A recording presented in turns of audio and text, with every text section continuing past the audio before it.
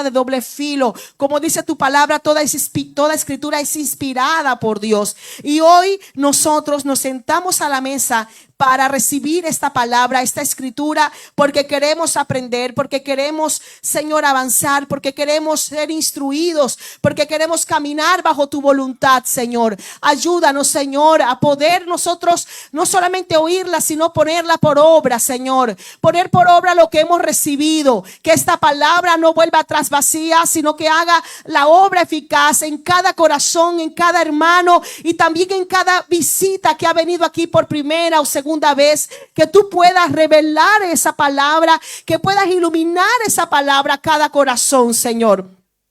Toma el control de este servicio, toma el control de la palabra, toma el control, Espíritu Santo, de una forma especial. Allá en Vigo también, Señor, que las almas también sean quebrantadas, sean tocadas por el poder de tu palabra. Oh Señor, que hagas tú la obra maravillosa, obra especial que solamente sabe hacer el Espíritu Santo con la palabra de Dios. Muchas gracias te damos por este momento, gracias por este privilegio, gracias, Señor, porque hoy nos otorga esta bendición de poder estar aquí, de estar reunidos y escuchar tu palabra. Usa mi vida de acuerdo a tu voluntad, Señor. Solamente soy un instrumento en tus manos. Solamente, Señor, me pongo en tus manos para que tú me uses, pero que primeramente esta palabra toque mi vida, porque yo también la necesito. La necesito primero que todos. Yo necesito que esta palabra también se interiorice, Señor, que pueda ministrar mi corazón, que pueda ministrar lo más profundo de mi ser, Señor, y que salgamos todos en este lugar fortalecidos, restaurados, aleluya, y que la luz de Cristo también se revele en la vida de aquellos que aún no te conocen y que están aquí hoy, Señor. Muchas gracias te damos, amén y amén. Gloria al Señor. Vamos a hablar hoy, voy a pedir a los técnicos, gloria al Señor. Vamos a hablar hoy sobre un tema del cual nosotros no podemos obviar, no podemos minimizar. Estamos acercándonos a la fecha de la conmemoración de la Reforma, amén, el 31 de octubre, gloria al Señor, que cumplirá 508 años, si no estoy equivocada, amén. Si fue en el año 1517, así que bueno, 1517 al 2024, al 2025, si me pueden confirmar, creo que son 508 años, amén. Estamos en días también donde hay una celebración sobre el Halloween. Ustedes lo han visto. Esto es algo que cada día se está popularizando más, se ha extendido en todo el occidente, el mundo occidental, amén.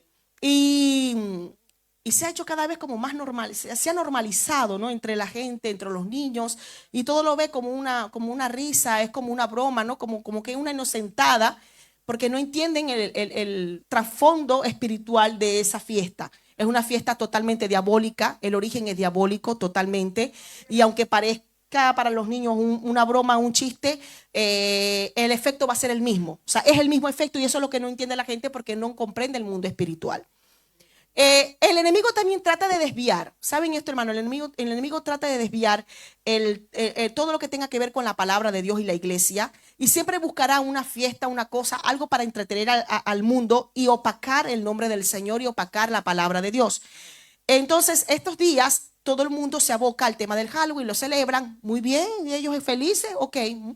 Pero ¿qué pasa con la iglesia? La iglesia, para querer contrarrestar el Halloween, pues también hace conferencias contra el Halloween y se habla mucho contra eso, sobre que somos de la luz, no somos de la oscuridad, y eso está muy bien, excelente, y no podemos olvidarlo. Y este mes estamos trabajando con los niños con el tema del taller de la luz. El taller de la luz, hablando sobre que somos hijos de luz y no de la oscuridad. Pero el enemigo, ¿verdad?, nos quiere también tener entretenidos para que nos olvidemos que hay algo que sí debemos celebrar. Y lo que debemos celebrar no es como un sacramento, obviamente, no es una ceremonia, porque eso no está en la Biblia, porque la reforma sucedió después, 1500 años después de Cristo, pero es algo que sí debemos recordar y que la iglesia no debe olvidar, y es que hubo una reforma y fue hace más de 500 años, y nosotros hasta el día de hoy debemos entender que la reforma continúa. ¿Cuánto lo creen? Voy a abrir un espacio porque aquí hay personas expertas en construcción, ¿verdad? como por ejemplo el hermano Alcibiade, el hermano Esildo, el hermano Carlos Pérez, que también le gusta, el hermano, ¿quién más?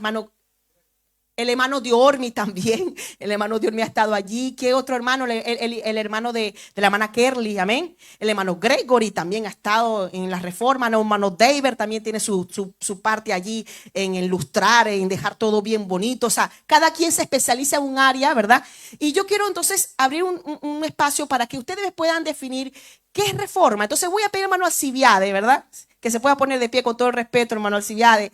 Yo sé que ayer trabajó duro, hermano, amén. Y usted me puede decir, hermano, como albañil que usted ha sido constructor, ¿qué es una reforma?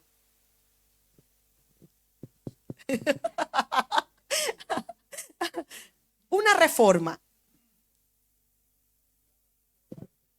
Ajá, cambiar algo que está deteriorado. Amén.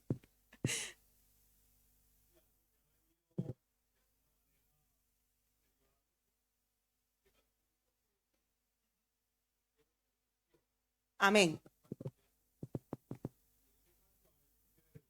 Amén. Amén. Amén. Por lo general, las reformas no tocan fundamentos o sí tocan fundamentos. Pregunto. En su mayoría no toca fundamentos, no es como la construcción de base. Pero hay reformas que sí le ha tocado tocar fundamentos.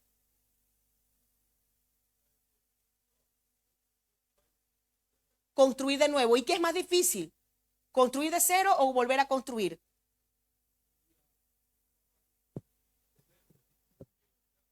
Amén.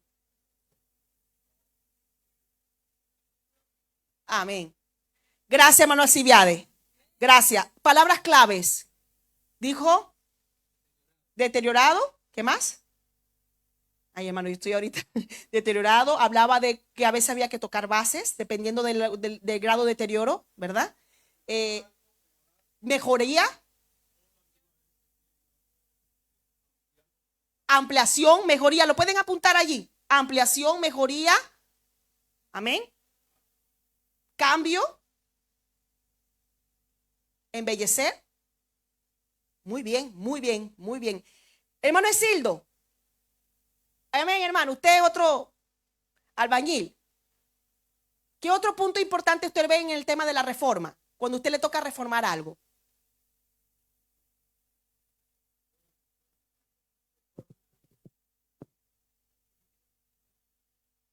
Muy importante, muy importante. Amén. Amén. Un proyecto de reforma no puede quedar a medias. Tiene que terminar. Muy bien. Debe tener un término, ¿no? Debe tener un inicio y fin. Muy bien. Muy bien. Mano Gregory.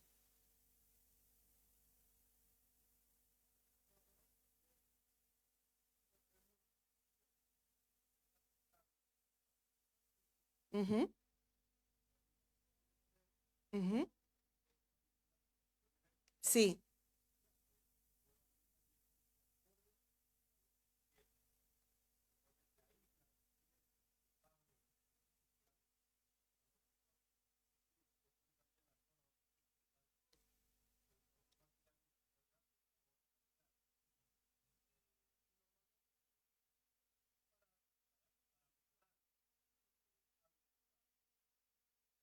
muy bien.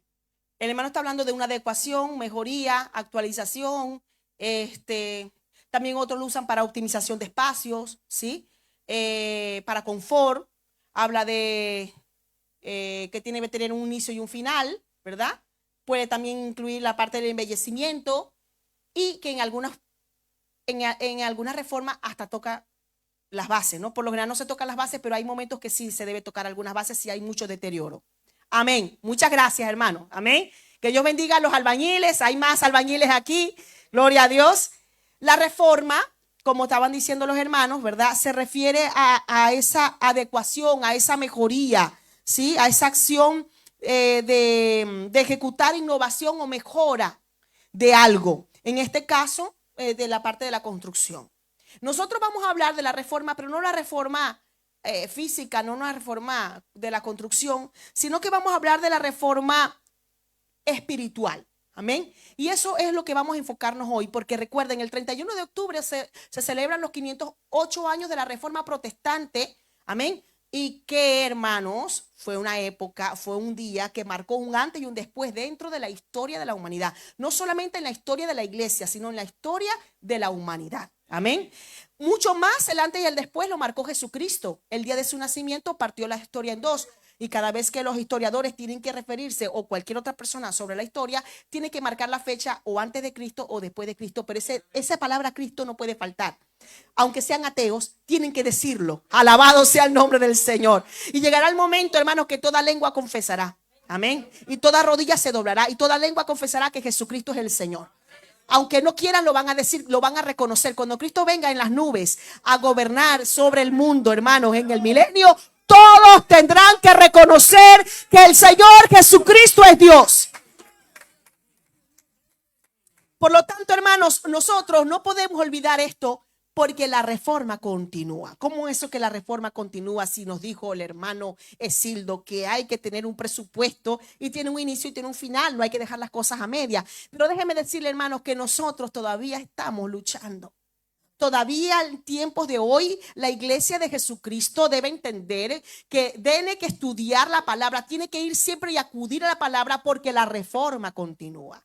¿Y por qué la reforma continúa? Porque hay generaciones tras generaciones que se han levantado y con ello pues la iglesia ha continuado, pero en medio de todo esto han habido irregularidades, han habido errores, ha habido apostasía dentro de las iglesias y por ello, hermano, todos los días tenemos que revisarnos continuamente e ir a la palabra, como lo hizo Martín Lutero y los reformadores del principio, que recurrieron a la palabra para poder entender cuál era la verdad.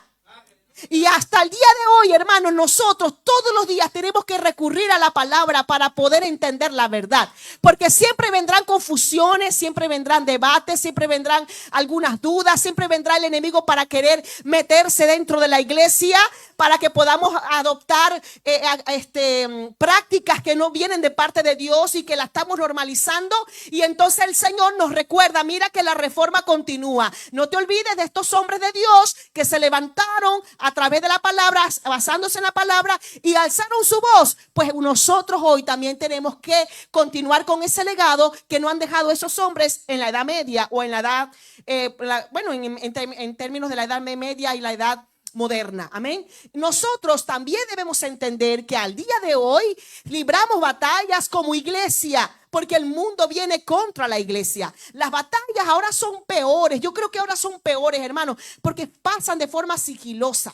Antes se podría saber más lo que era malo y lo que era bueno, que ahora lo bueno lo hacen pasar por malo y lo malo lo hacen pasar por bueno, y pasa desapercibido, y cuando venimos a ver, caemos en una práctica que a Dios le desagrada, hermanos, porque la estamos normalizando, la tomamos como un hábito y todo lo vemos bien. Y como iglesia de Jesucristo, debemos tener el discernimiento espiritual y el conocimiento de la palabra, para poder decir, esto no lo vamos a permitir, porque la reforma continúa. ¿Cuántos alaban el nombre del Señor?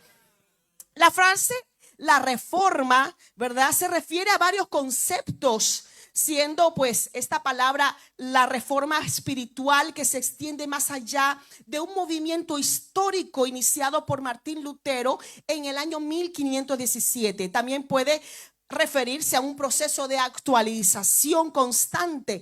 Es decir, hermanos, que nosotros como cristianos tenemos que actualizarnos con la palabra, no actualizar la iglesia con el mundo, porque es que este es el término que vamos a aplicar. Porque como decían los hermanos, en términos de construcción, ¿verdad?, sí podemos actualizar de acuerdo a la moda del momento. Por ejemplo, ahora se está usando la madera, volvió la madera, eso pasa de moda, vuelve otra vez, y entonces hay conceptos, ¿verdad?, actualizados. Muy bien, no hay problema, ¿no? Pero la iglesia, no es que la iglesia va a vivir bajo una caverna escondida y no se va a actualizar en muchas cosas. Sí, la iglesia tiene que estar actualizada en todo. Usted se actualiza en la noticia, usted está al tanto de lo que está pasando, porque eso es estar actualizado. Amén. Que muchos dicen, no, que usted no está actualizado. No, yo sí estoy actualizada, yo veo las noticias, yo veo lo que está pasando, yo no estoy aislada. Yo veo lo que sucede ahora mismo en España, lo que está sucediendo en Europa. No es que lo sé todo, pero estoy al tanto, al menos en términos generales. Hay que estar al tanto como iglesia de Jesucristo.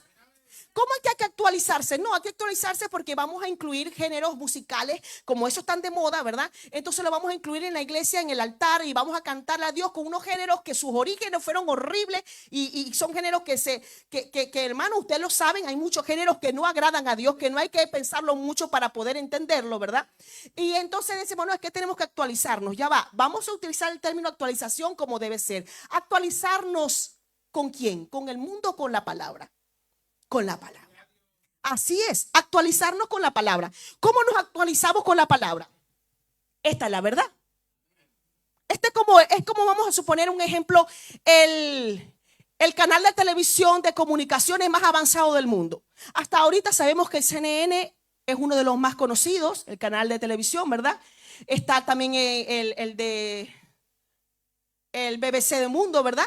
Y entonces para poder usted estar actualizado, usted tiene que encender el canal o usted tiene que introducirse en los medios de comunicación, en las redes sociales, para poder ver cuáles son las noticias actuales.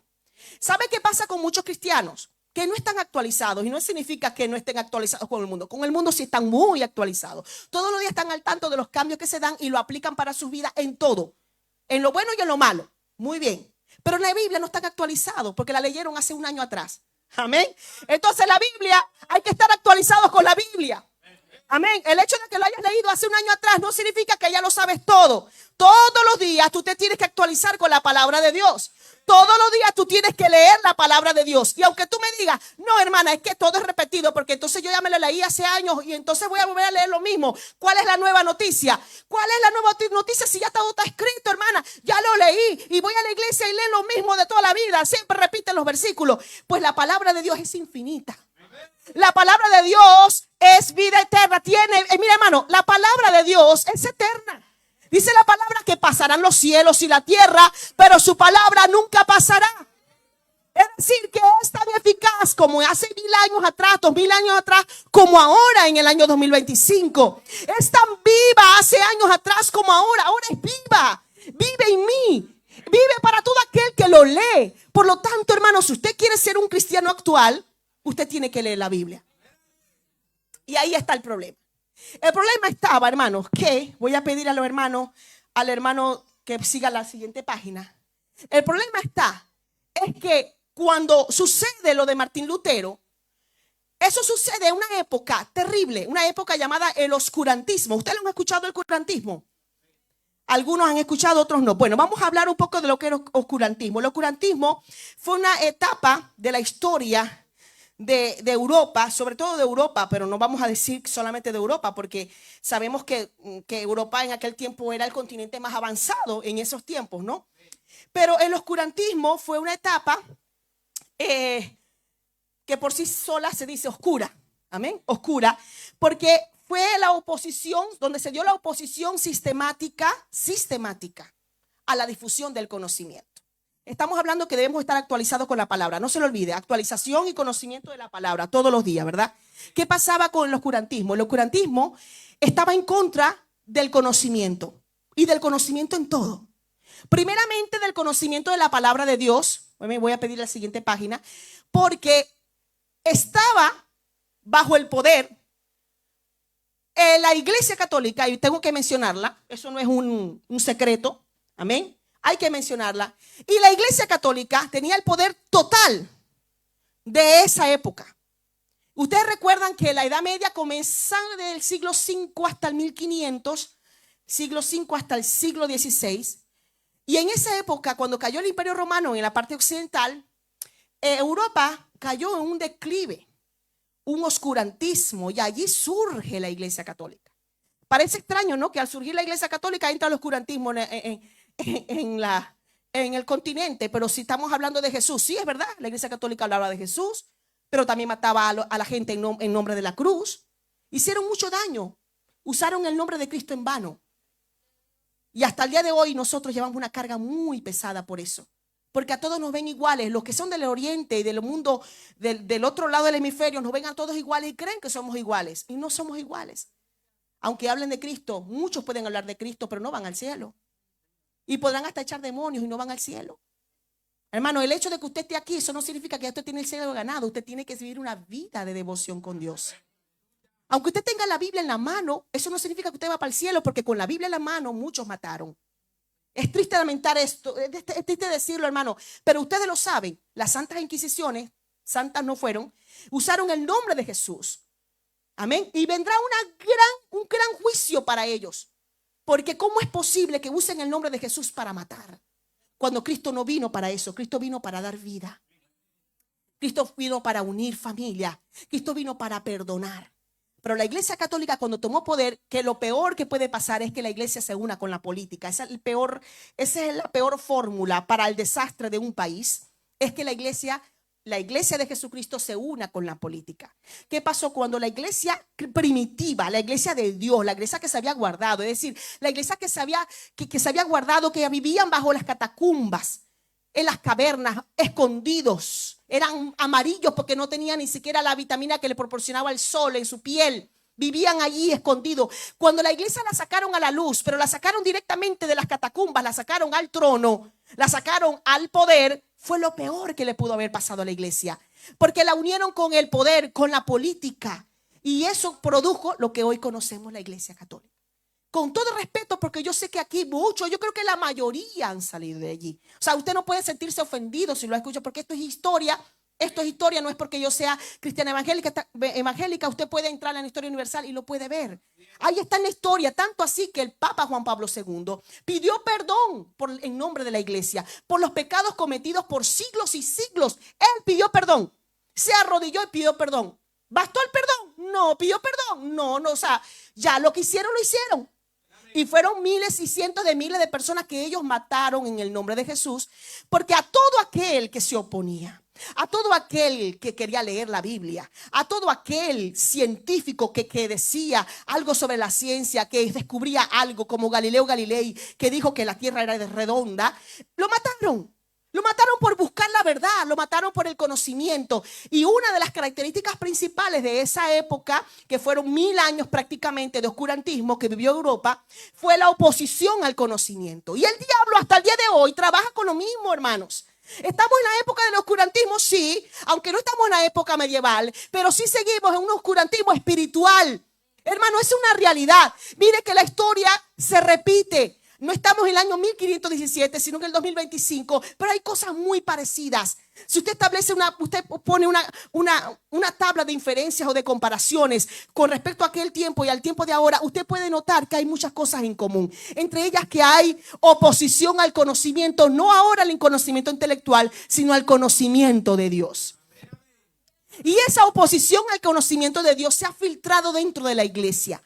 ¿Por qué, hermanos? Si nosotros aprendemos y hablamos la palabra, ¿cómo usted dice que se ha filtrado? Sí, se ha filtrado de una forma muy sigilosa, porque entonces ahora hay oposición al conocimiento real de la palabra. Se quiere tergiversar y se quiere exaltar el conocimiento adecuado a cada quien, de acuerdo a la palabra, de acuerdo a la forma como lo interpreta cada quien. Y si tú lo interpretas así, te lo vamos a respetar. Y ese respeto a esa interpretación se va a convertir como en una ley dentro de las iglesias. Y por lo tanto vemos tantos lugares donde se hace y se practica de todo y se cree de todo, porque hay un respeto a la interpretación. Hermano, mire, yo debo entender que la palabra de Dios es para respetarla a ella, no es para que ella me respete a mí, es para que yo me someta a ella y no es para que ella se someta a mi criterio. No es mi criterio el que tiene que prevalecer, sino lo que dice la palabra de Dios. ¿Cuántos creen así, hermanos? Entonces, en el oscurantismo, ¿verdad? En esa época había una oposición sistemática. Y decimos sistemática. ¿Sistemática por qué? Porque era continuada. Pasaban los siglos y era lo mismo. No habían avances. ¿Por qué no habían avances?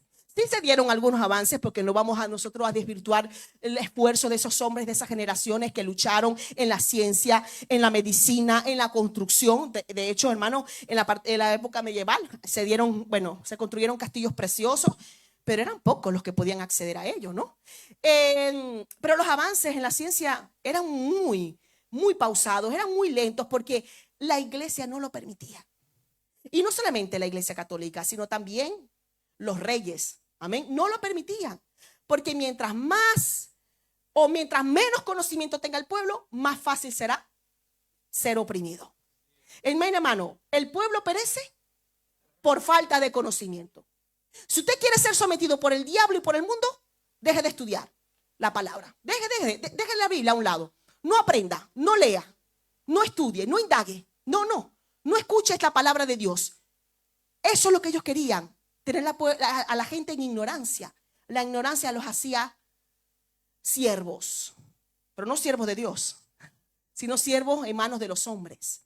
Y Dios nos ha llamado a nosotros a ser siervos de hombres, sino a ser siervos de Jesucristo. Porque a la libertad nos ha llamado Cristo, no a la opresión. ¿Qué se veía también? La supresión al conocimiento. Obviamente, la oposición y la supresión. Es decir, que había oposición y había supresión. Mataban. Llevaron a la hoguera muchos científicos. Llevaron a la hoguera a todo aquel que se oponía a lo que decía la Iglesia Católica y a lo que decían los reyes. Había un oscurantismo. ¿Qué también se dio en ese tiempo? La promoción a la irracionalidad. Promoción a la irracionalidad se basa en la defensa de ideas retrógradas, ¿verdad? Que no tienen sentido, de mucha superstición, de mitos y prejuicios, desestimando realmente la evidencia empírica y lógica. Y usted me va a decir, hermana, pero esto suena muy científico. Sí. Es que el Señor nos dio un cerebro para pensar, para que racionemos, ¿verdad? Para que razonemos, para que pensemos. Nosotros no somos robots. Nosotros somos seres pensantes que tenemos criterio propio. ¿O ustedes creen que no tenemos criterio propio? Hay criterio propio sobre la vida, pero entonces ellos le manipulaban la vida diaria a la gente, desde la mañana hasta la noche. En todo se la manipulaban. No había un criterio propio en cada persona. Todos eran robots. No podían opinar, no podían hablar. Y si hablaban tenía que ser a escondidas. A eso no nos llamó Dios. Dios nos llamó a ser libres en el Señor. Amén. Había muchas supersticiones. Muchas mujeres las mataron y las llevaron a las hogueras. Las quemaban vivas porque decían que eran brujas, solamente porque hicieron algo que estaba en contra de ellos y de una vez decían, esa es una bruja, es una hereje y eres bruja, y la mataban. Había cacería de brujas, que ustedes han escuchado el tema de la cacería de brujas. Realmente no es que mataron a brujas, es que muchas no eran brujas. Eran mujeres que de repente estaban en contra, eran mujeres que no estaban de acuerdo con ese dominio terrible sobre la mujer que había en aquellos tiempos, esas injusticias y muchas cosas más. Y se levantaron, y al levantarse, ¿verdad? De una vez decían y buscaban una excusa perfecta para matarlas, si era que eran brujas. Y no lo fueron. Hermanos, también se hizo uso del miedo y la represión en aquellos tiempos. ¿Quiénes lo practicaban? ¿Quiénes eran los que hacían esto? Era la iglesia y los que tienen el poder. Amén. Controlaban todo. Amén. Y había mucho miedo a lo desconocido. Y era la forma, la represión era el instrumento ideal para controlar a la población y mantenerla bajo autoridad, todos callados, sin decir nada y sin protestar. No había derecho a la protesta. No es como hoy que usted puede salir a la calle y protestar por los derechos laborales. Si usted sale a la calle, ¿verdad? Usted o ha manifestado alguna inquietud, ¿verdad? Usted podía acercarse al ayuntamiento o una hoja de reclamación, por ejemplo, que hay en los lugares de consumo. Usted presenta una hoja de reclamación porque algo no le gustó. En aquel tiempo eso no existía. Era lo que había y punto. Usted se somete sin necesidad, sin tener el derecho de reclamar y de pensar ni nada, ni de objetar. Y habían injusticias, hermano. Y eso se dio en el oscurantismo. ¿Qué pasaba en el oscurantismo? Bueno, en el oscurantismo se dio la Inquisición, la Santa Inquisición, que es un ejemplo realmente histórico de oscurantismo. Yo creo que este es el ejemplo más patético que puede haber del oscurantismo, ya que reprimía la herejía y perseguía a quienes no se ajustaban al dogma de la Iglesia Católica. A menudo recurrieron al terror, como maltratos, como ellos hacían prácticas en las cárceles horrorosas, amén. Y eso, hermano, dejó marcada a muchas generaciones, porque hasta el día de hoy de ellos se habla y se pueden encontrar en lugares, las cosas que ellos hacían quedaron allí en la historia. Eso ahí quedó estampado en la historia, amén. También se dieron muchos fundamentalismos, se dio mucha desinformación, amén. En ese tiempo había mucha ignorancia. Era tanta la ignorancia, hermanos, que todo el mundo iba para la Iglesia Católica a la misa y el cura, el sacerdote, leía la Biblia en latín. Porque ahí volvemos al tema. El mayor instrumento del diablo para tener al pueblo reprimido y perdido es la desinformación. Es la falta del conocimiento y sobre todo la falta del conocimiento de la palabra de Dios. Entonces ellos iban a la misa y la misa la escuchaban todo en latín y la Biblia la leían en latín. ¿Qué iba a entender? Nadie entendía nada y solamente podían tener acceso a la Biblia los del clero, los curas, los sacerdotes, los monjes eran los únicos que podían tener acceso a la Biblia. Porque ¿qué querían ellos? ¿Qué querían ellos? Pues ocultarles la verdad al pueblo. Porque cuando el pueblo aprendiera a leer, recurrirían a la Biblia. Miren que todo es una cadena. Ellos reprimían el estudio. Ellos querían que el pueblo estuviera sin estudios, sin aprender, sin aprendizaje, sin el aprendizaje de la lectoescritura. Ellos no, ellos eso es lo que ellos querían, que estuviera solamente reducido este derecho a unos pocos de la sociedad, de la alta sociedad, porque así, solo así podían mantener la represión y así, solo así ellos podían mantener su financiación, su dinero para mantenerse en el poder. Y si ellos le limitaban el derecho a leer, pues estarían limitándoles el derecho a leer la palabra de Dios, que es la escritura en su máxima excelencia. Como decía la palabra, toda la escritura, toda es inspirada por Dios y útil para enseñar. Fue el primer libro impreso, hermanos, y es el libro más leído en toda la humanidad hasta el día de hoy. Cuando se le niega el derecho a una persona a leer, se le está negando el derecho a que también pueda leer la Biblia, que es la base de todo conocimiento, y por lo tanto y por ende también le está negando el derecho a que pueda leer otros libros, pueda estudiar, pueda avanzar, pueda estudiar sobre la creación de Dios, que es la ciencia. Amén. Todo ello se le estaba reprimiendo al pueblo porque no podían leer. Aquí vemos, hermanos, que el oscurantismo en esta época tan oscura, tan triste, no solamente era el oscurantismo a nivel de conocimiento y del intelectualismo, sino que el oscurantismo iba más allá, literalmente iba a la parte espiritual. Había mucha necesidad espiritual, había mucho miedo de caer en las garras del infierno. Y la gente decía que yo me muera, yo no quiero quedar irme al infierno. Entonces cayeron en las prácticas que la Iglesia Católica les impuso, ¿verdad? ¿Qué les hizo creer la Iglesia Católica? Que si tú pagas una indulgencia, tú serás salvo cuando después mueras. Eso es lo que decía la Iglesia Católica, porque ellos tenían que recaudar fondos para la Basílica de San Pedro. Usted sabe que esa basílica está allí en el Vaticano, ¿verdad? Y entonces ellos, para recaudar fondos en el año 1400, estamos hablando en el siglo XV, es decir, 100 años antes de Martín Lutero, ¿verdad? Ellos comenzaron a recaudar fondos y ellos dijeron, bueno, vamos a buscar una manera, ¿cómo podemos recaudar fondos para poder construir algo tan monumental, tan hermoso, tan grande? Bueno, vamos a sacarle dinero a la gente. ¿Y qué le vamos a hacer creer a la gente? Bueno, vamos a decirle que si tú pagas tanto, tu alma será libre cuando tú mueras.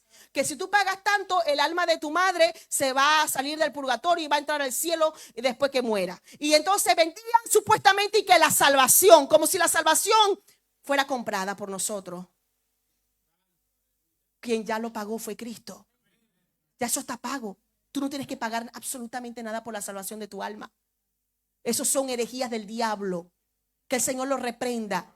Esa fue la época del oscurantismo. Entonces la gente corría y depositaba. Había un hombre que decía, mira, tan pronto caiga la moneda a la cajuela, el alma del difunto al cielo vuela. Y eso era lo que decía. Y la gente desesperada, las monedas, ¿y cuánto? Y dale, y que yo me quiero salvar, pero mi mamita se fue al infierno, yo no sé dónde está en el purgatorio, yo tengo que pagar por el alma de mi mamá, de mi abuelito, de mi abuelo. Y todo el mundo pagaba, y pagaba, y pagaba. Y ahí decía ese hombre en las plazas, tan pronto caiga la moneda a la cajuela, el alma del difunto al cielo vuela. Y la gente se lo creía. ¿Por qué se lo creía? Porque había ignorancia.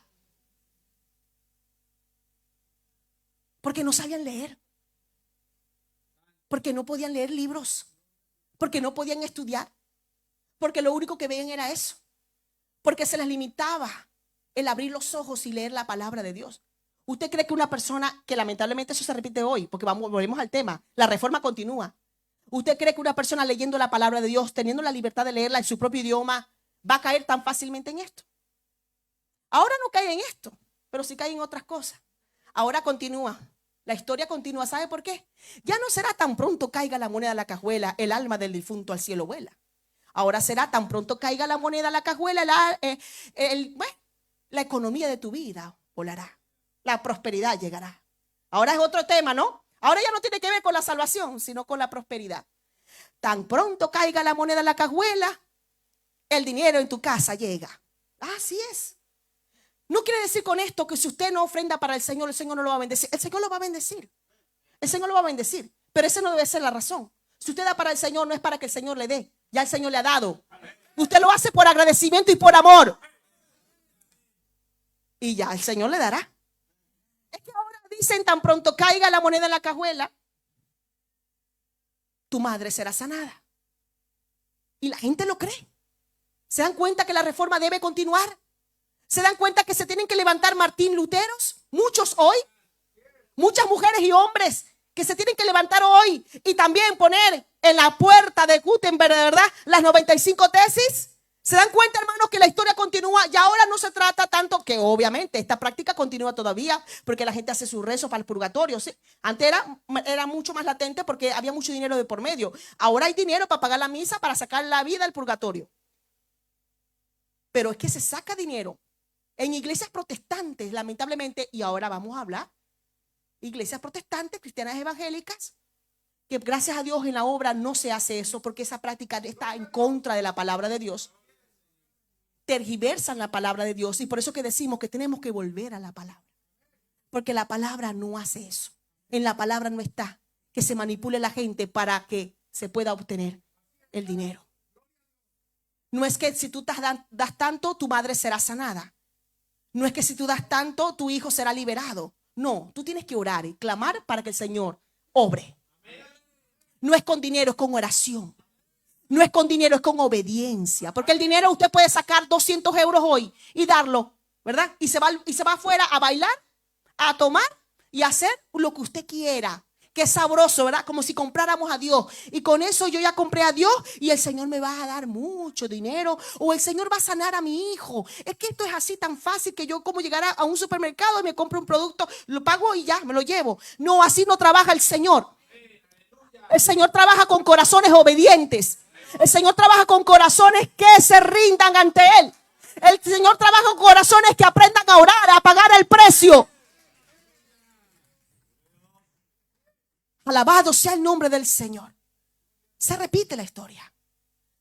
Quizás no con tanto nivel de ignorancia como lo había aquí en el tiempo, pero yo considero que es mucha la ignorancia proporcionalmente a la cantidad de conocimiento que hay hoy, porque hoy todo el mundo ha estudiado. Usted habla con cualquiera y ya tiene como mínimo un bachiller. Eso antes no existía, ni siquiera el primero de primaria. Usted habla con cualquiera y tiene un doctorado, muchos. Y cómo es triste saber que en medio de tanto conocimiento hay ignorancia en la iglesia de Jesucristo, en muchos lugares donde caen estas prácticas y se vuelve a repetir el oscurantismo. Las indulgencias, eso era lo que hacían. Dame tanto y serás salvo. Y se aprovecharon tanto del pueblo que Martín Lutero, ¿verdad? Martín Lutero era un hombre que era monje alemán y él se metió tanto con la palabra y quería agradar a Dios en todo que cayó en la práctica y en los abusos de la iglesia católica porque él quería agradar a Dios. Y es triste cuando se manipula a un pueblo que quiera realmente agradar a Dios, pero que por ignorancia comete errores. Eso es triste, hermano. Dice, él cuenta la historia que un día él se fue a Roma y subió los peldaños, no recuerdo cómo se llamaba esa iglesia, o todavía hasta el día de hoy, no sé cómo se llama, si era de San Pedro, creo. Arrodillado lo subía, como un pago, ¿verdad? Una promesa que él había puesto, como muchos se comprometían con esa penitencia de irse hasta Roma, y cuando ya se acercaban al centro de Roma, se lanzaban de rodillas hasta el Vaticano. Usted va hoy a Fátima, por ejemplo, en Portugal, y cuando ya faltan no sé cuántos kilómetros, 2 kilómetros, la gente se va caminando, se lanzan de rodillas y se van de rodillas hasta el santuario de Fátima. Yo los he visto. Y después me contaban y me mostraban sus rodillas todas destrozadas. Esa penitencia lo hacía. Y lo hizo este hombre monje. Este monje subió los escalones besándolos, arrodillado, pidiéndole a Dios perdón. Perdóname, que yo quiero vivir para ti, que yo quiero vivir agradado para ti. Yo quiero que mi vida sea una vida de obediencia para ti. Él buscaba la verdad, porque él amaba a Dios, solo que no sabía cómo hacerlo. Hasta que un día, tanto estudiar, mira la importancia de leer la palabra, hermano. Aquí volvemos. Vamos a actualicémonos con la Biblia. Todos los días. Esto es hermoso, esto es un mundo, hermano. Usted se mete ahí, usted no sale de ahí. Esto es algo que te llena, que enriquece. Hasta que un día él dijo, bueno, voy a escribir 95 tesis en contra de la iglesia católica. Aquí hay mucho que arreglar. Aquí hay mucho que reformar. Aquí hay mucho que mejorar. Aquí tenemos que mejorar todos. Aquí hay un grave error doctrinal Y algo que decía el hermano Silvia de que hay reformas que tienen que tocar las bases. ¿Y sabe qué? En la reforma que habló, que expuso este hombre, estaba tocando las bases doctrinales. ¿Sabe qué? No solamente estaba tocando alguna práctica o estaba tocando la liturgia de un servicio, porque una cosa es la liturgia, una cosa son las normas y otra cosa son la doctrina, las normas principales, los pilares. Y él tocó los pilares porque se dio cuenta que la Iglesia Católica se había desviado de la verdad, se había desviado de los pilares principales de la fe cristiana. Y él recurrió a la palabra, la leyó y la expuso en la portada de Facebook. ¿Sí? En la puerta de la iglesia de Gutenberg. Eso es lo que ahora, si lo vamos a comparar, es lo que hoy significaría exponerlo en Facebook. En aquel tiempo todo el mundo recurría a la puerta de la iglesia para enterarse de toda noticia del día. En aquel tiempo no había periódico, no habían libros, no había, y mucho menos no habían televisores, no habían redes sociales, no había nada. Hoy, ¿qué hay? Redes sociales. Él hizo uso de como lo que fuera hoy una portada de Facebook, las redes sociales, para que todo el mundo vea la verdad. Él hizo uso de ello, de la última, el medio de comunicación más eficaz, la puerta de la iglesia de Gutenberg. Estampó las 95 tesis. Ahí expuso su vida también. Porque es que la reforma se tiene que dar. Hay una aplicación para nuestra vida. Esto no solamente es historia para recordar, esto es para aplicarlo. Esto no es solamente para recordar a ese hombre y hasta ahí nos vamos. Ay, voy a aprender la historia, un poquito de él. No, esto es para que yo hoy deba entender que soy una nueva generación, que debo asumir la responsabilidad que asumió ese hombre en su generación. Yo hoy debo levantarme tal cual como hizo ese hombre, ser valiente y exponer la verdad. Decir la verdad sin miedo. Y no solamente decirla, defenderla y practicarla todos los días. Pero para poder hacerlo debo ser una asidua lectora, debo ser amante de la palabra de Dios, debo leer, comerme la Biblia todos los días para poder entenderla. Alabado sea el nombre del Señor. Y para poder también corregir aquello que me está haciendo daño, aquello que estoy quizás practicando que a Dios le desagrada, hermanos. Eso es la palabra de Dios. La palabra es un espejo para nuestras vidas que nos refleja con nuestra condición espiritual. Toda escritura es inspirada por Dios. Dice la palabra que es útil ¿para qué? Para enseñar, para redarguir, para corregir. Esto tiene que ver con reforma. Mire que la corrección tiene que ver con la reforma. Para instruir en justicia. Esa es la reforma que debemos todos los días nosotros aplicar en nuestra vida. La reforma tiene que ver con la restauración. Y todos los días nosotros debemos restaurar nuestra alma, nuestro cuerpo, nuestra mente. Gloria al Señor, en nuestro espíritu, en la palabra de Dios, en el mover del Espíritu Santo. Alabado sea el nombre del Señor. Bueno, hermanos, yo no voy a hablar todo de historia, porque si hablo todo de historia, pues aquí no terminamos, porque este hombre se expuso ante el mundo a leerle, exponer las 95 tesis, hermano. El mundo se enteró de aquel entonces que hubo un monje alzado, revolucionario, rebelado, allá en Alemania, que se levantó contra el Papa. Y eso fue una guerra directa declarada a la Iglesia Católica. Y como la Iglesia Católica tenía todo el poder de agarrarlo y matarlo, de ponerlo preso y llevarlo a un juicio en cuestión de horas y ahí mismo lo llevarlo a la hoguera, lo hubiese podido matar de una vez. Y eso lo intentaron, pero no pudieron. Porque tenía que cumplirse una palabra profética que un hombre llamado Juan Hus la dio 100 años antes. Ese hombre de República Checa, lo que es actualmente, fue un prerreformista, un hombre que expuso la verdad, se arriesgó a la verdad y habló, hermanos, de lo que debería corregir la iglesia. Ante tal acto, eso le conllevó ser llevado a la hoguera y ser quemado vivo delante de una multitud de personas. Sin embargo, este hombre dijo cuando iba a ser quemado, ya en sus minutos finales, dijo: hoy matan a un cisne,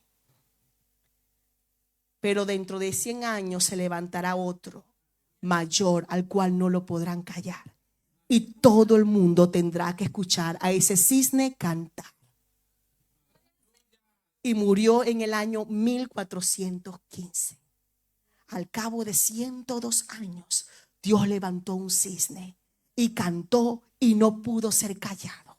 Intentaron matarlo y un príncipe de Alemania lo secuestró de una forma, vamos a decir, camuflada para resguardarlo en un castillo. Y allí estuvo resguardado porque Dios usa a quien quiere.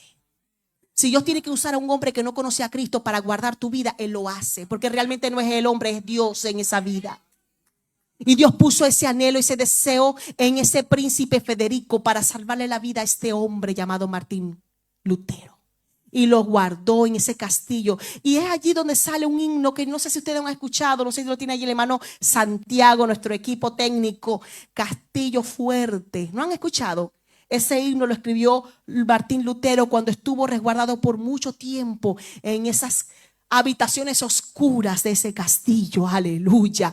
Él veía como que era Dios mismo y cómo podía ver el socorro y el cuidado de Dios como el castillo que está sobre una roca. Ustedes saben que hay muchos castillos que están sobre una montaña, sobre una roca.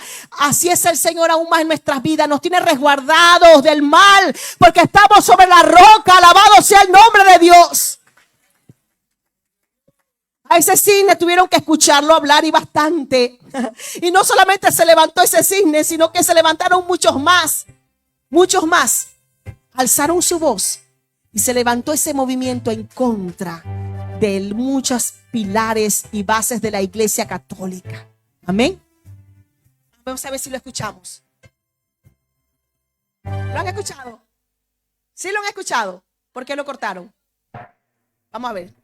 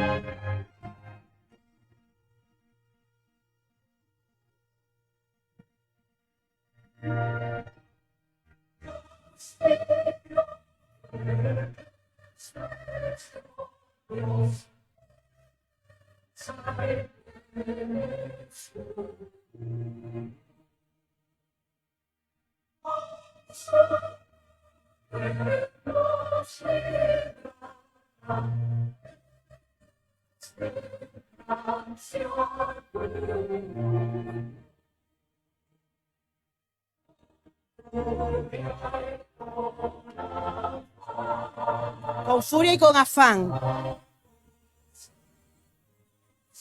Acósanos, Satán, por armas deja ver astucia y gran poder.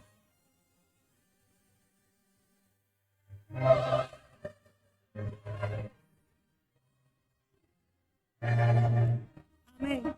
Gloria a Dios. Amén. Muy lindo este himno, hermano. Yo lo he escuchado desde muy niña. No sé si ustedes lo han escuchado. Me trae muchos recuerdos de mi infancia. Este himno congregacional Castillo Fuerte, escrito por Martín Lutero. Amén. Como muchos hombres y mujeres de Dios que escribieron himnos congregacionales que hasta el día de hoy la cantamos. Cuán grande es Dios. ¿Sí? Ese himno, ¿verdad? Es un himno precioso, no recuerdo quién lo escribió, pero era un himno que lo cantaban muchos mártires que eran llevados a las hogueras y mientras eran quemados ellos cantaban ese himno tan precioso. Cuán grande es Dios, ¿no? El coro es: mi corazón entona la canción, cuán grande es Él, cuán grande es Él. Mi corazón entona la canción, cuán grande es Él, cuán grande es Él. Qué lindo saber que esas fueron las últimas palabras de muchos hombres y mujeres en la hoguera. Hombres que dieron su vida por la verdad. La reforma continúa. Sí, la reforma continúa a pesar de que en aquellos tiempos esos movimientos que se dieron fueron muy pujantes y abrieron el camino para que el mundo avanzara. Una vez que se inició se dio la voz y el grito de este hombre, se levantó un movimiento, el llamado movimiento de la Ilustración, del Renacimiento, el movimiento del conocimiento, y comenzaron los científicos a estudiar, comenzaron a indagar aún más bajó un poco la opresión en aquellos lugares donde las iglesias protestantes tuvieron dominio, tuvieron poder allí en esos lugares en cuanto a, no a la política, sino que se fundaron muchas iglesias. Amén, tal como Juan Calvino y otros más, muchos más, que aunque cometieron errores también, porque ningún hombre es perfecto y pudo haber cometido errores en alguna de sus doctrinas, la doctrina tuvieron algunos errores, pero ellos siempre estaban buscando la verdad. Y esos países comenzaron a crecer en lo intelectual y comenzaron a ser prosperados en lo económico, porque mientras tú más permites a la persona que lea y que estudie y se prepare, pues lo estás encauzando a la prosperidad también económica. Tanto fue así que lo podemos evidenciar en los países del norte de Europa, cómo comenzaron a progresar en el conocimiento, en la ciencia, cómo comenzaron a progresar en las construcciones, en los avances tecnológicos, en los avances aún económicos. ¿Por qué? Porque se estaba acabando el oscurantismo, porque ya se rompió esa barrera donde no se permitía a la gente estudiar y leer, y porque ya muchos de esos protestantes, ahora convertidos, cristianos evangélicos, protestantes, comenzaron a leer la Biblia, la comenzaron a aplicar a sus vidas, y Dios los bendijo en todas las áreas de su vida. Prosperaron de tal manera económicamente hablando que forjaron grandes empresas. Amén, que hasta el día de hoy algunas todavía son escuchadas y existen. Amén. Esos fueron hombres y mujeres que tenían temor de Dios, pero que tenían el conocimiento, porque el protestantismo trajo consigo el progreso, trajo consigo el deseo y el anhelo de estudiar, de mejorar en la vida, trajo consigo el arma en contra de la mediocridad. Alabado sea el nombre del Señor, porque la palabra realmente, hermano, la palabra lo que trae es progreso y avance a la sociedad. La palabra no detiene, la palabra trae bendición. Hay un problema muy grande, y es que muchos creen que la religión católica, y nos meten a nosotros como la cristiana, la religión cristiana, ¿verdad?, es la que detiene el progreso, porque se basan en los hechos pasados, que tienen razón, porque lo que ha pasado fue terrible. Ellos detuvieron el avance, pero no, ellos estaban tergiversando la palabra de Dios. Ellos no estaban haciendo uso de lo que realmente dice la Biblia. Gloria al Señor. La Biblia habla del conocimiento, la Biblia habla de que nosotros como seres humanos tenemos razón, aleluya, tenemos la mente, y que nuestra mente debe ser como la mente de Cristo. Alabado sea el nombre de Dios. Vemos en la palabra de Dios, aleluya, un pueblo que fue bendecido. Vemos en la palabra de Dios un pueblo que fue creciendo en medio de otros pueblos porque el Señor estaba con ellos. Vemos en la palabra de Dios a jóvenes que se guardaron para Él, y por el hecho de haberse guardado para Él, Dios los hizo 10 veces mejores que los demás en conocimiento. Aleluya, esa es la palabra de Dios. La palabra de Dios no trae retroceso, la palabra de Dios trae progreso. Si a usted le quiere decir a alguien que el ser cristiano evangélico es ser retrógrada, que ser cristiano evangélico es ser mediocre, usted le da con la palabra de Dios. Usted, hermano, con la palabra de Dios lo puede callar. Usted le puede decir que la palabra de Dios va en contra de la mediocridad, que la palabra de Dios va en contra de la ignorancia, que la palabra de Dios respalda a aquellos que se guardan para Él, y aquellos que quieren estudiar y leer, aquellos que quieren, aleluya, discernir entre lo malo y lo bueno. Alabado sea el nombre de Dios. El que se usa la arma de la ignorancia es el diablo, que el Señor lo reprenda. El diablo sí, el diablo te quiere mantener engañado. Mientras menos sepas, mejor. Mientras menos conozcas la palabra, mejor. Mientras más sepas del mundo y menos de Dios, mejor. Este es el verdadero oscurantismo que el diablo te quiere inculcar en tu corazón. Pero tú debes entender que para poder ser libre, no es dar rienda suelta a tus sentimientos y emociones e instintos. Que realmente para tú ser libre es cuando tú rindes tu vida a la voluntad de Dios.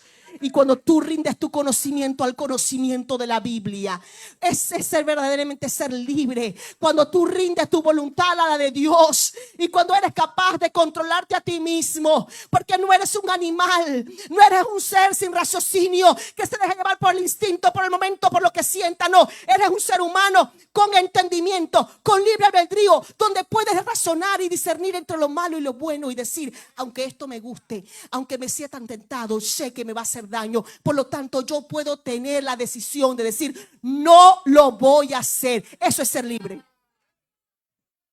Aquel que no puede controlar su deseo de drogarse, aquel que no puede controlar su adicción al alcohol, Aquel que no puede controlarse a sí mismo con su adicción a la pornografía, ¿usted cree que es libre?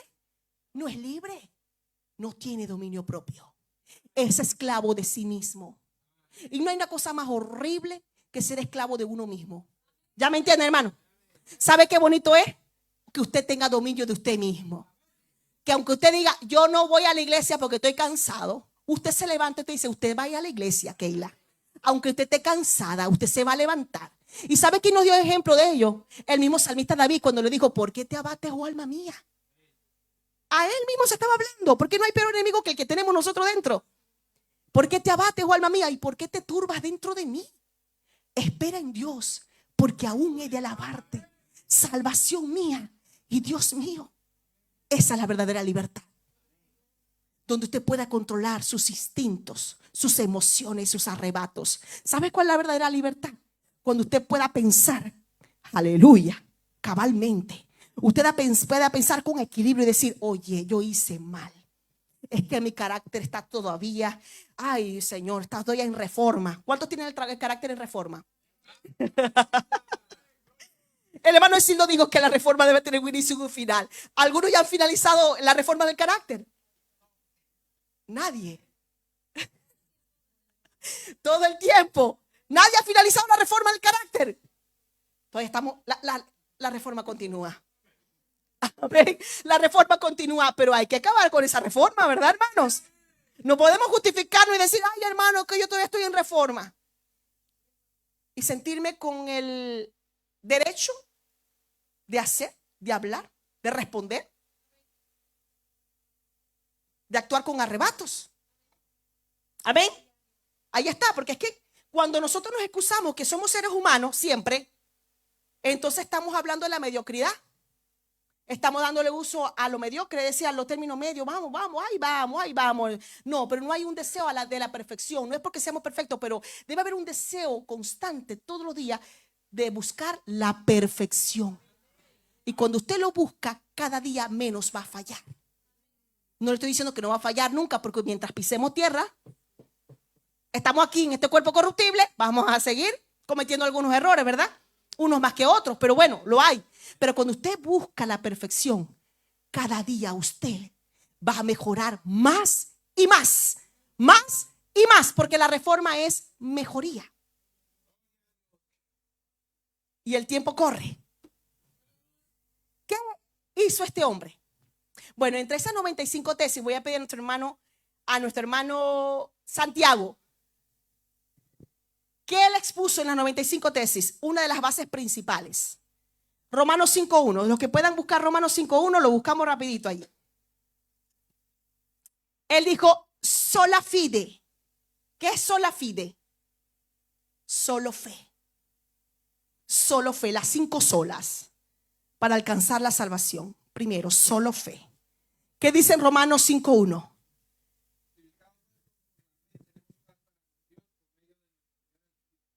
Justificados por la fe, no por el dinero.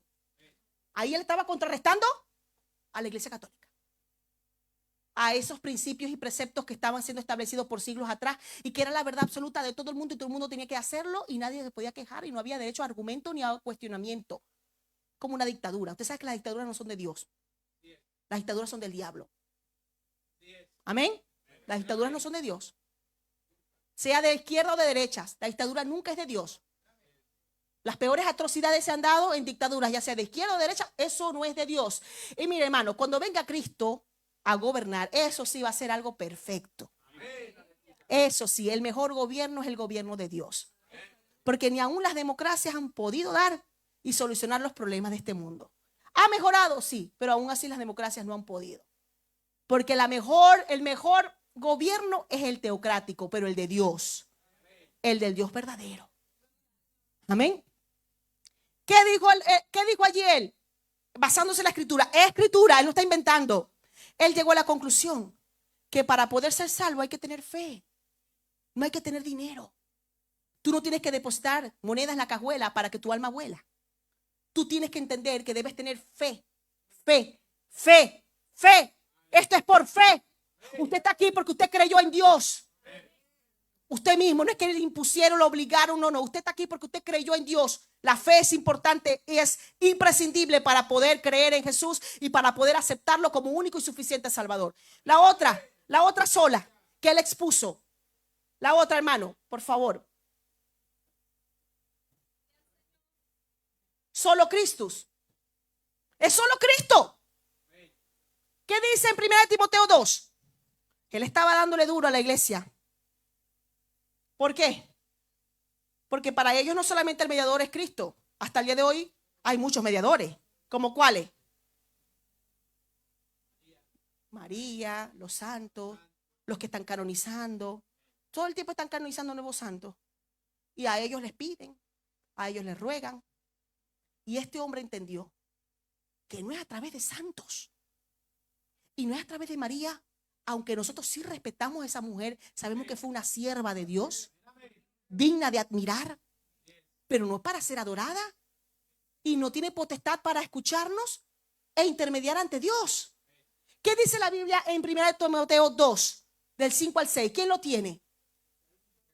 Porque hay un solo Dios y un solo mediador entre Dios y los hombres, Jesucristo hombre, el cual se dio a sí mismo en rescate por todos, de los cuales se dio testimonio a su debido tiempo. Hasta ahí es que no puedes buscarle otra forma. Es solo Jesucristo. Esto fue otro golpe certero. Estaba yendo a las bases del cristianismo. En la reforma implicaba tocar las bases. No solamente era mejoría, era tocar todo, todas las bases, era derrumbarle todos los argumentos, era como desnudarlos. Amén. ¿Cuál es la otra sola? Vamos a ver, hermano. Solo Cristo, ahí está. Si alguien quiere recurrir al santito, eso le ofende a Dios porque eso es idolatría.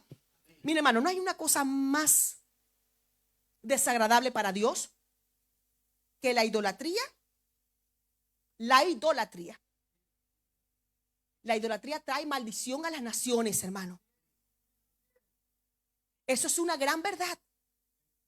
Y debemos estar, yo creo que en esto estamos claros, ¿verdad? Estamos todos claros. Que la idolatría trae maldición. Porque es usurpar el lugar de Dios. Y Dios no comparte su gloria con nadie. Él es Dios y punto. Él es Dios. Amén. El otro, 2 Timoteo 3:16.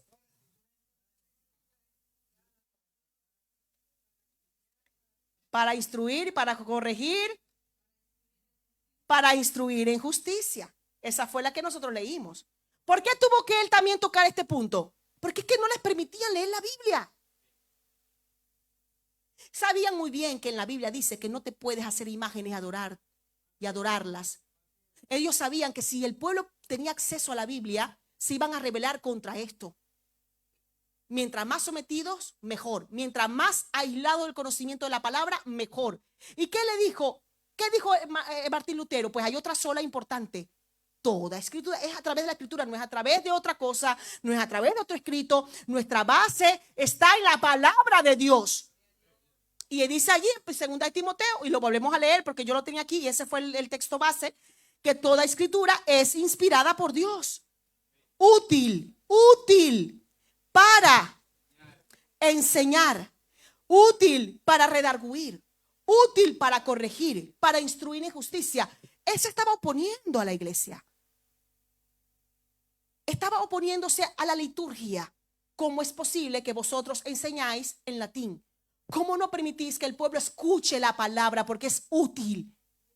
Es solo la palabra. Hoy la reforma continúa. Porque es solo la palabra. Es sola escritura. Esto está por encima de todo, hermanos. Por encima de cualquier otro manual, por encima de cualquier constitución, por encima de cualquier libro de ciencia. Esta es nuestra carta magna. Hay que leerla todos los días y someter todo nuestro argumento y criterio a la palabra de Dios. Si usted quiere ser reformado por Dios, si usted quiere ser cambiado, si usted quiere ser mejorado por el Señor, usted tiene que aprender a leerla, a amarla. Todos los días saboreela por las mañanas. Mire, cuando yo me levanto por la mañana y leo la Biblia, yo me siento mejor. durante el día. Y el día que por la mañana no la leo, yo siento un vacío, porque la palabra me llena. Es una cosa especial. La palabra es que no solo de pan vivirá el hombre, sino de toda palabra que sale de la boca de Dios. Ay, qué linda es la palabra. Y cuando vienen los momentos difíciles, yo declaro la palabra. Jehová mi pastor, nada me faltará. No tengo nada, pero Señor, tú estás conmigo. En lugares de delicados pastos me hará descansar. Confortará mi alma, me guiará por senda de justicia por amor a su nombre.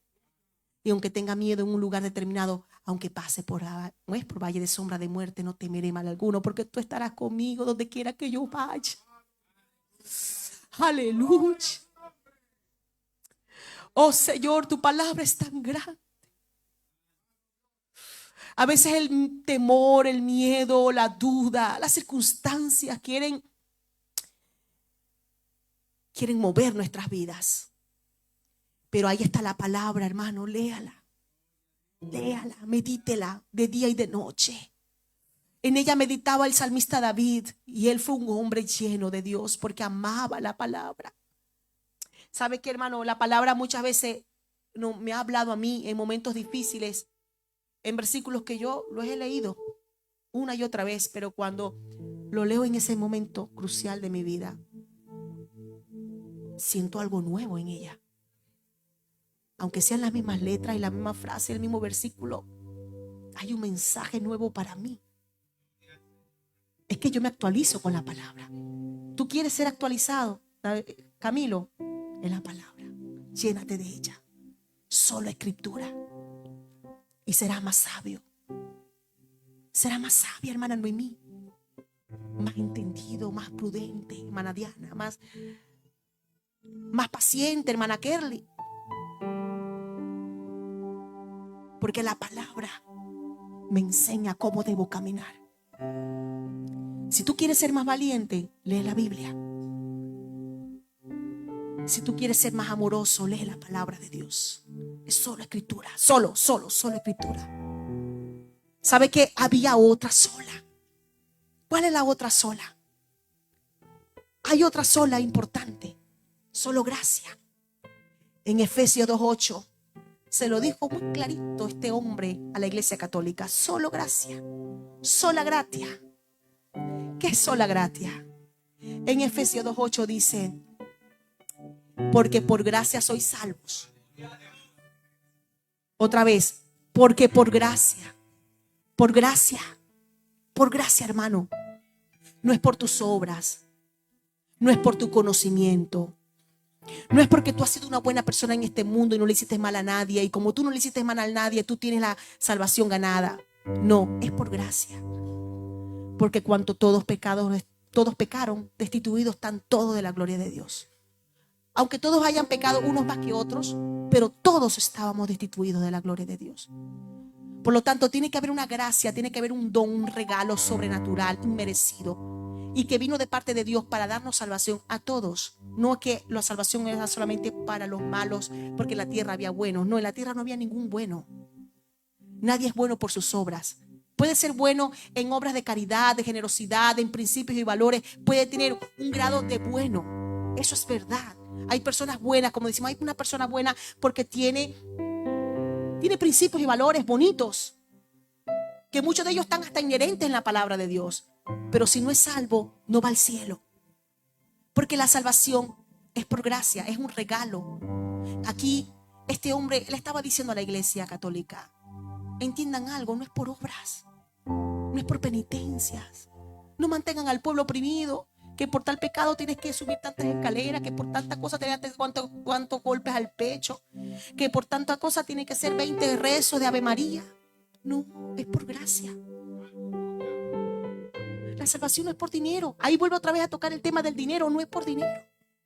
Serán salvos porque es un don inmerecido, porque Dios lo regaló, porque Dios dio ese don en la cruz del Calvario cuando murió por cada uno de nosotros. Es por gracia, mi hermano. Usted está aquí es por gracia, no porque sea más bonito que otro, no porque sea más guapo que otro, no porque tenga más conocimiento o porque tenga más títulos. Es por gracia. Porque entonces, si esto fuera por obra generosa, por altruismo, si esto fuera por altruismo, entonces ¿para qué murió Cristo? Si esto fuera por obras de hombre, ¿para qué murió Jesús en la cruz? Que cada quien se salve con sus obras. Que cada quien se salve creando fundaciones, que son buenas, por supuesto, y no estoy en contra. Hay que hacerlas si pudiéramos. Una fundación para los niños abandonados, una fundación para tal cosa. Hay fundaciones muy loables, pero no te llevan al cielo. Es solo por gracia. No lo merecías. Es un regalo que tú y yo no lo merecíamos. Por el hecho de que hayamos extendido la mano al pobre.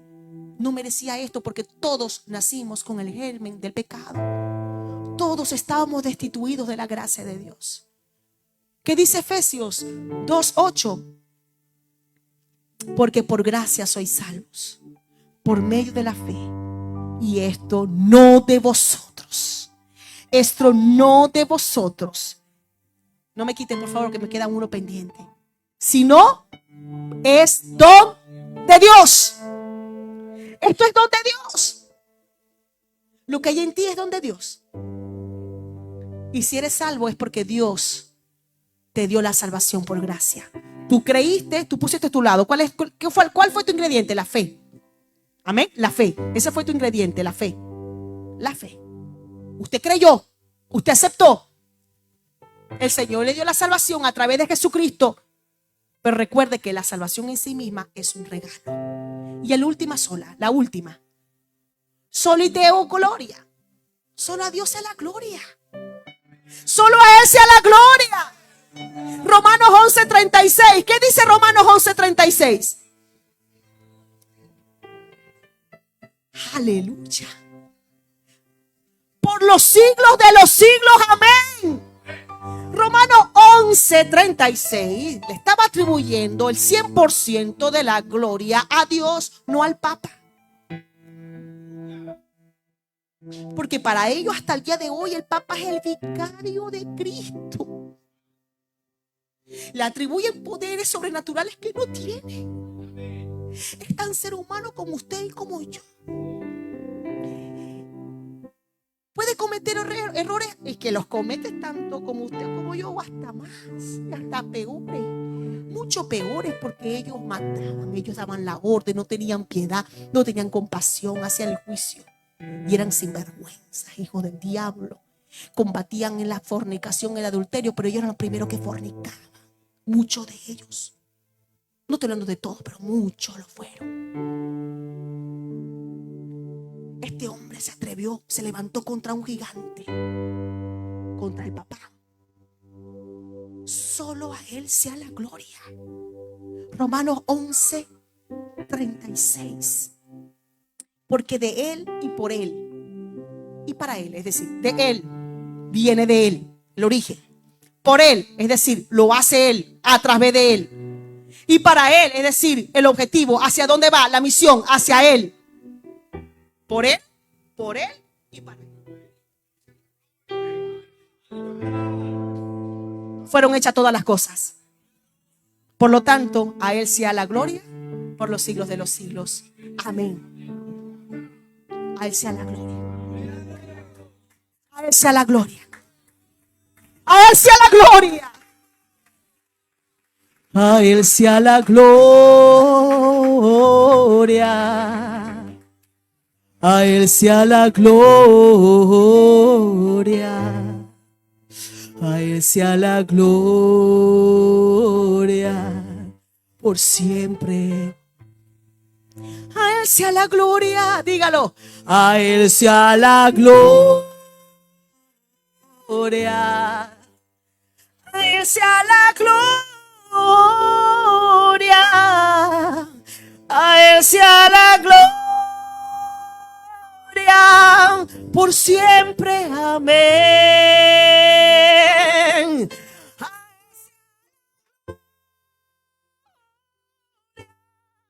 A Él sea la gloria. A Él sea la gloria por siempre. Amén. A Él sea la gloria, hermano. A Él sea la honra. Está en un proceso. A Él sea la gloria. Estás en un proceso. A Él sea la gloria. Oh, a Él sea la gloria. A Él sea la gloria. A Él sea la gloria. A Él sea la gloria. Por siempre, amén. A Él sea la gloria. A Él sea la gloria. A Él sea la gloria. Por siempre, amén. A Él sea la gloria. A Él sea toda la gloria, todo el honor, por los siglos de los siglos. Oh, por siempre, amén. A Él sea la gloria. A Él sea la gloria. A Él sea la gloria.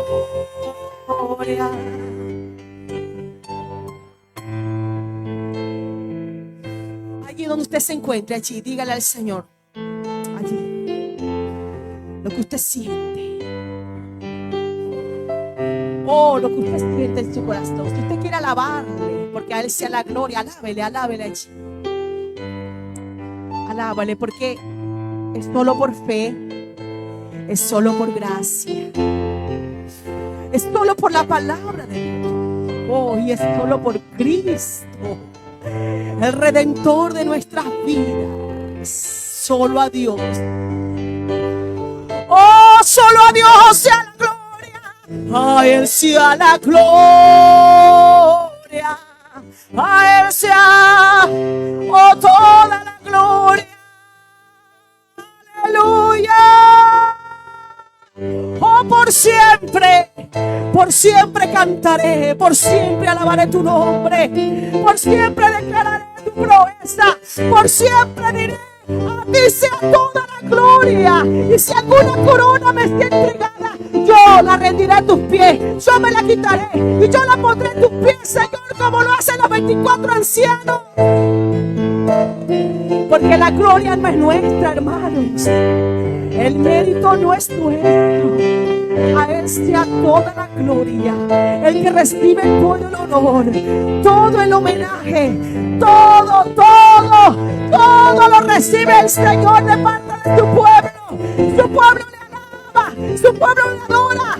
Este pueblo redimido por su sangre hoy levanta sus manos. Hoy una vez más su pueblo alza su voz, como lo hizo este hombre hace 500 años atrás, como lo hicieron muchos hombres en la iglesia primitiva. Hoy hay un pueblo aquí, aleluya, que alaba el nombre de Dios, que no se avergüenza de predicar la palabra de Dios.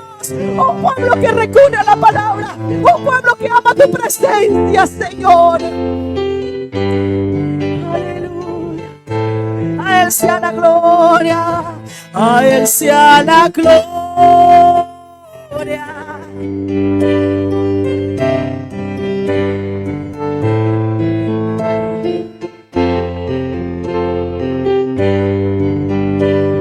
Siga cantando aquí, hermano, mientras yo extiendo una invitación a las almas.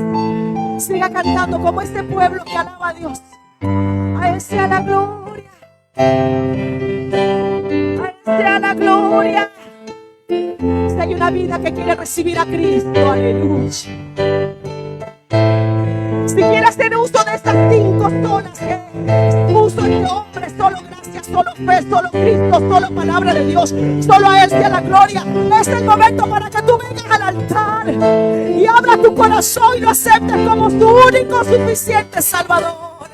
Y te puedas unir a ese pueblo redimido que alaba al Señor con libertad. Él sea la gloria. Puedes pasar adelante si hubiera alguna alma, una vida que aún no ha recibido a Cristo o que se ha desviado de la verdad. Si te has desviado de la verdad, si te has apartado del Señor, cual hijo pródigo que se alejó de la casa de su padre. Aquí está el Señor. Aquí está el Señor para abrir la puerta. Oh, aleluya, aquí está el Señor, aquí está el Señor.